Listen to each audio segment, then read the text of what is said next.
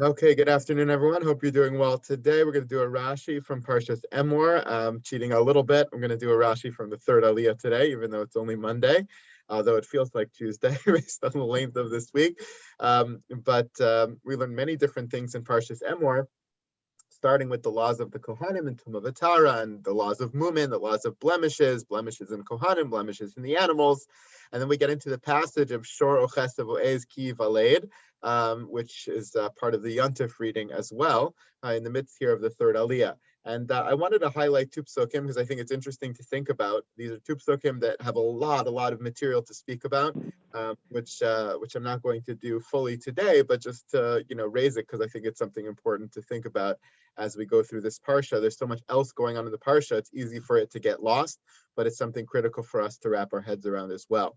In the description of shchita and the process of korbanos, Torah little hints in a very, very small way over here to another couple of halachos. By the Hashem Moshe Lemor, Hashem says to Moshe, Shor Chesev Oez Ki Valed, V'Haya Shivas Yamim Tachas Imo, U'Miyom Hashmini V'Hala Yiratzeh Korbani Shel Hashem. Halacha number one is when any of these animals give birth, whether it's a sheep or a goat or any of these animals, a bull, whenever one of these animals has offspring, that offspring has to be 7 days with its mother, and only on the 8th day can it be sacrificed as a korban to Hashem. The next halacha, similar, but going one step further. Once you even get to the point where you can offer something as a korban, there's specific halachos that come to play. V'shor oseh, when you have any of these types of animals, whether it's the cow type of animal or a ewe type of animal, sheep, some sort of animal like that, oso v'espeno lo tishchas tu b'yom echad. You're not allowed to shech it and its offspring on the same day. Halacha that's probably familiar to many of you. Rashi comes based on Chazal, Gemara here, to define exactly what the parameters of this mitzvah are, this lav, this negative command of the Torah, not to shech the parent and child on the same day. Noheg ben akeva she'asar lishchot ha'em v'haben o habas.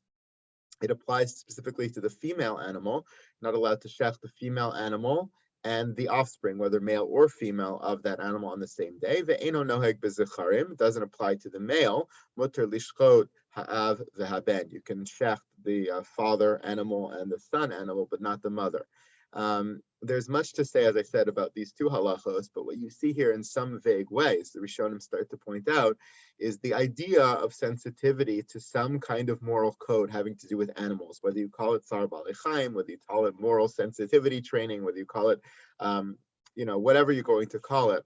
There's something here having to do less with the practical and more with the emotional, more with the moral, more with the ethical, the values-based system, where it would seem to be inappropriate to shecht parent and child on the same day, where it would seem to be inappropriate to grab the offspring of a parent very, very close to the birth and offer them as a korban. And by the way, the context here is korbanos, the context here of oso ve'espeno, not shechting a parent and child on the same day, but it would apply to non-korbanos as well. It applies to chulin as well. It applies in Israel, outside of Israel. It's a broad mitzvah that many of us are familiar with, again, bordering on a sort of moral code.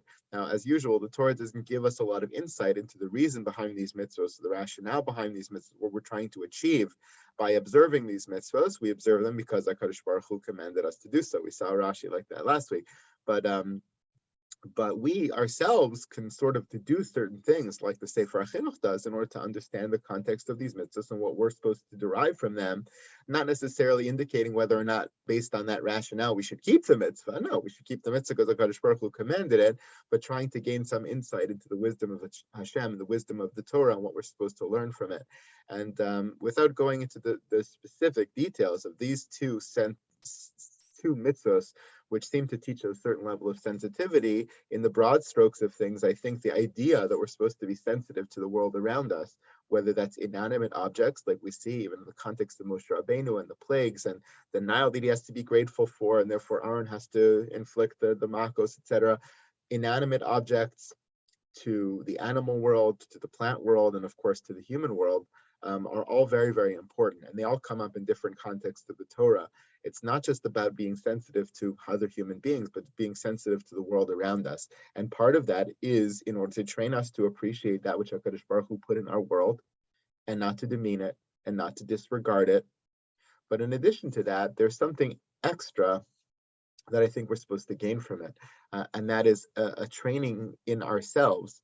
If we can train ourselves in the context of inanimate objects or animals to be sensitive to their emotional states, or to be sensitive to what we do to our environment, then it not only trains us to be sensitive in those contexts, but it trains us to become certain kind of human beings. It trains us to develop our moral sense in a more accurate way, in a more sophisticated way. And that's a benefit not just to the world around us, but it's a benefit to us as human beings. It builds us up as human beings. It builds us into moral human beings as well. Whether or not that ends up manifesting in other contexts, it doesn't matter. That we hope that would be the case as well, that it would cause greater sensitivity when dealing with human beings. But in addition to that, I'm saying separate from that, there's an idea just of training ourselves and taking every opportunity possible, not just in human interactions, but in interactions with the rest of our environment and the rest of our world, in order to train ourselves to become certain kinds of human beings, and using every opportunity possible to be able to do that. Thank you so much, everybody. Have a great day. Thank you very much, Rabbi. Rabbi. You too, everybody. Thank you, Rabbi. Bye.